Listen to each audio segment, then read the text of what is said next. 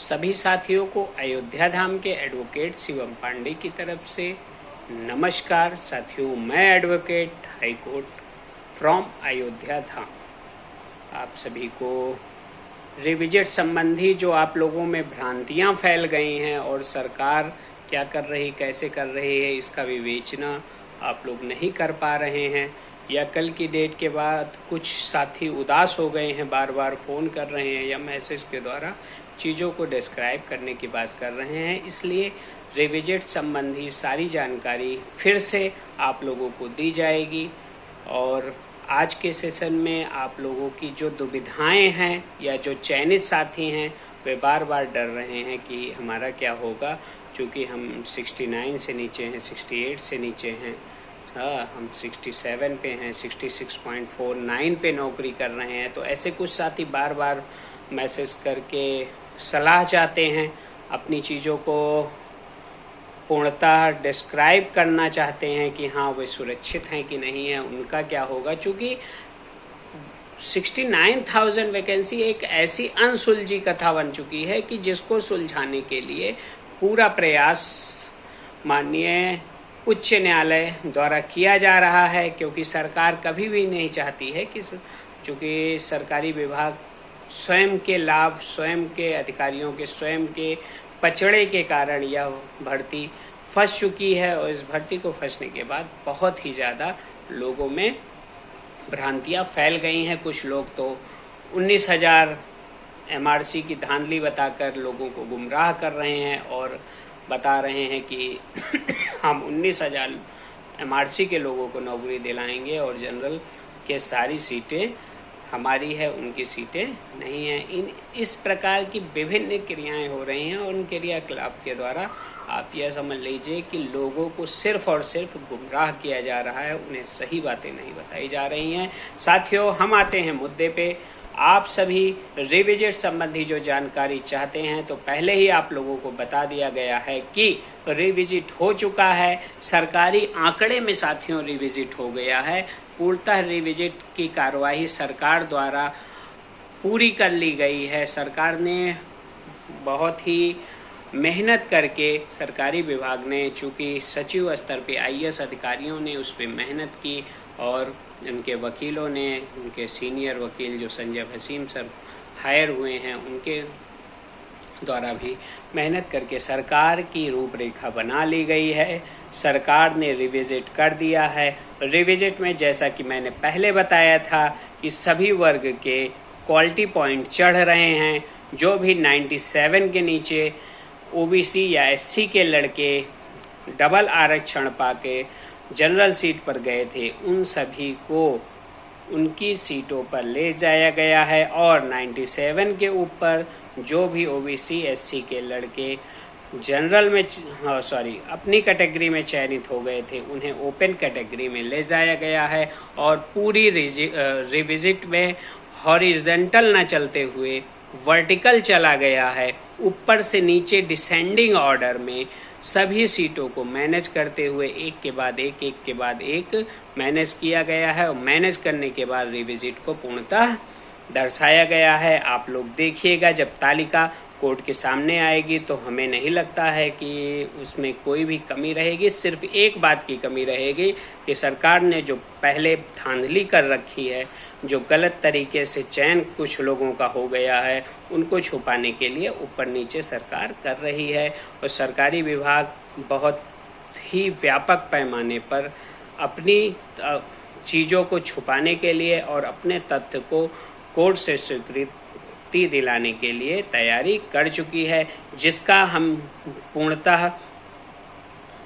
रूपेण विरोध करेंगे। विरोध करने के बाद माननीय उच्च न्यायालय में हम अपनी पूरी बात रखेंगे और किस तरह सरकार की कहाँ गलतियां हैं इसे भी दर्शाने की कोशिश करेंगे। आने वाला समय रोचक होगा। हमारी पूरी तैयारी हो चुकी है। सिर्फ और सिर्फ सरकार के रिविजिट के आंकड़े प्राप्त होने के बाद हम तुरंत उस पर एक्शन लेंगे और उस पर भी अपना रिटर्न सबमिशन सबमिट करेंगे, क्योंकि आप लोगों को पता है कि जैसा रिटर्न सबमिशन सबमिट किया जाता है उसी के आधार पर निर्णय आने की प्रबल संभावना रहती है। और आप लोगों को हमने जब रिटर्न सबमिशन सिंगल बेंच में प्रस्तुत किया था उसके बाद ही आदेश की रूपरेखा बता दी थी, तो लगभग साथियों को स्पष्ट हो गया था कि आदेश इसी प्रकार से आएगा और एज इट इज़ उसमें कहीं भी कॉमा या फुल स्टॉप चेंज नहीं हुआ है, आदेश वैसे ही आए हैं। तो हम लोग रिविजिट पे भी अपने आंकड़े निकालेंगे, सरकार के आंकड़ों को धूमिल करते हुए उसको सही दिशा में ले जाने की कोशिश करेंगे। रिविजिट में चूंकि वर्गों की मेरिट चढ़ी हुई है और चढ़ने के बाद जो सीटें खाली हो रही हैं तो जो चयनित हैं उनको पहले रिसफल कराया जा रहा है और उनको भरने के बाद यदि सीटें खाली हो रही हैं तो लगभग लोगों को चयन प्राप्त होगा और बहुत ही न्यूनतम लोगों को चयन प्राप्त होगा। कोई यह कहे कि मैं 3000, 2000, 5000 लोगों को चयन करवा रहा हूं और बहुत ही ज़्यादा किसी वर्ग को सीटें मिल रही हैं, तो वह सिर्फ और सिर्फ मिथ्या बोल रहा है, गलत बोल रहा है और गलत बोलकर सिर्फ आपकी भावनाओं को आहत कर रहा है। साथियों, एक बात स्पष्ट है, न्यूनतम सीटें मिल रही हैं और जहां तक मेरा व्यू जा रहा है और सचिव द्वारा जो मुझे जानकारी प्राप्त हुई थी उसके आधार पर मैं आप लोगों को एक बात के लिए और आश्वस्त कर देना चाहता हूं कि 66.49 66.49 तक जनरल और 66.48 तक ओबीसी के जितने भी चयनित साथी हैं वे सेफ हैं। उन सभी की नौकरी संबंधी कोई भी गड़बड़ी नहीं उत्पन्न हो रही है, उनके लिए भी विभाग द्वारा प्रस्ताव बना लिया गया है और उसके ऊपर के कट ऑफ के जितने भी आंसर की के साथी हैं जो अनवरत 4 सालों 5 सालों से अपने संघर्ष को कर रहे हैं और संघर्ष को करते करते 1 नंबर प्राप्त किए हैं, उन सभी साथियों का चयन होना सुनिश्चित होगा जो भी वर्तमान मेरिट के ऊपर हैं। लेकिन रिविजिट के बाद जो मेरिट चढ़ी है, सीटें खाली हुई हैं, उस पे पहले चयनित लोगों को समाहित करेंगे। उसके बाद यदि कोई भी चयनित छूटता है तो उसके लिए जो प्रस्ताव नया बनाया गया है, चूँकि गोपनीयता के कारण पूरी चीज़ें आप लोगों को नहीं बता सकता हूँ, नहीं तो सरकार की गोपनीयता भंग होगी और विभाग दोबारा कोई हमें जानकारी नहीं देगा और मैं जो भीतर घात की जानकारियां हैं उन्हें नहीं प्राप्त कर सकूंगा। इसलिए प्रस्ताव के विषय में अभी बोलना उचित नहीं होगा। सरकार जैसे ही कोर्ट में अपने प्रस्ताव पेश करेगी, रिविजिट की श्रृंखला पेश करेगी, मैं आप लोगों को उससे भी सूचित कर दूंगा। लेकिन आंसर की के साथ ही वर्तमान मेरिट के ऊपर जितने भी हैं वे सुरक्षित हैं, उनको नौकरी मिलने की प्रबल संभावना दिख रही है और चयनित में किसी भी वर्ग के किसी अभ्यर्थी की नौकरी नहीं जाने की संभावना है। और मेरिट कितना नीचे आ सकती है, मैंने एक आंकड़ा प्रस्तुत किया था, उसी कट ऑफ पर मेरिट आकर रुकेगी और रुकने के बाद वहां तक शायद अभ्यर्थियों का चयन हो जाए और विभिन्न अभ्यर्थी जो आज बाहर हैं वे चयन प्राप्त कर सकें। उसके बाद अगर डबल बेंच से मामला निस्तारित होता है और अधिकतम साथियों का चयन नहीं होता है तो फिर से पुनः एक जो रूपरेखा बना ली गई है उस लड़ाई को माननीय सर्वोच्च न्यायालय ले जाया जाएगा और अधिकतम साथियों के चयन के लिए कार्रवाई शुरू की जाएगी और उस संदर्भ में जितनी भी चीज़ें हैं वो आप लोगों को बताई जाएंगी, क्योंकि धैर्य बनाने से ही कार्य चलेगा और कार्यों को धैर्य के साथ करने से ही अंतिम सफलता प्राप्त होती है। इसलिए हमें आपको या जो भी साथी चयन से थोड़ा सा दूर हैं, बहुत दूर हैं, उन्हें धैर्य बनाने की प्रबल आवश्यकता है।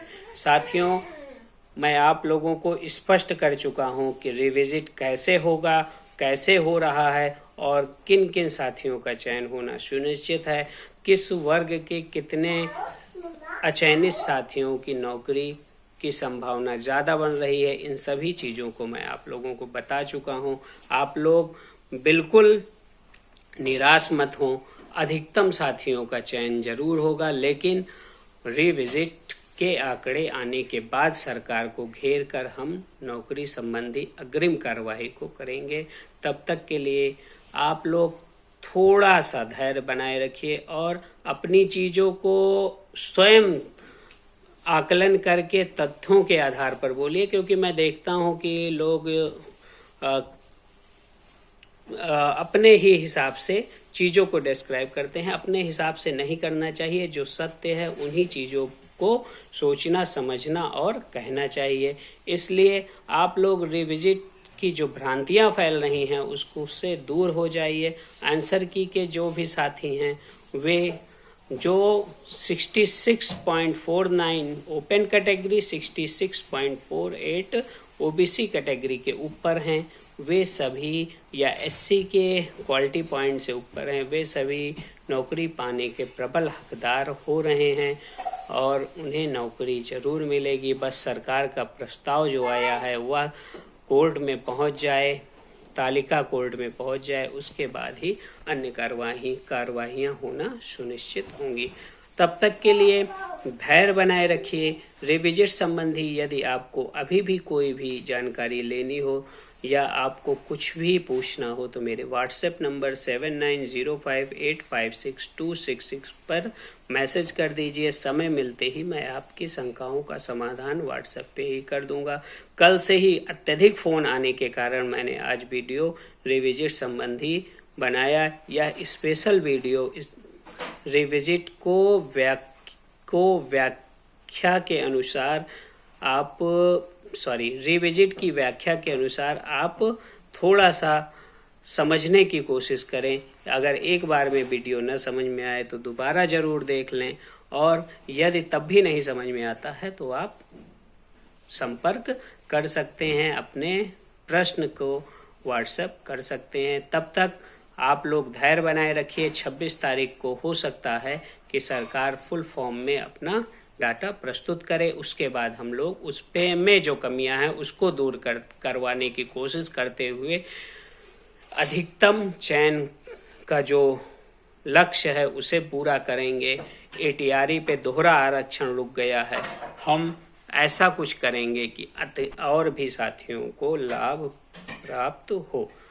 आप सभी को अयोध्या धाम के एडवोकेट शिवम पांडे की तरफ से जय श्री राम, जय हनुमान, जय महाकाल। आप सभी का दिन शुभ हो। आप सभी आने वाले समय में बेसिक शिक्षा परिषद में अध्यापक के रूप में चयनित हों। धन्यवाद। पुनः नमस्कार।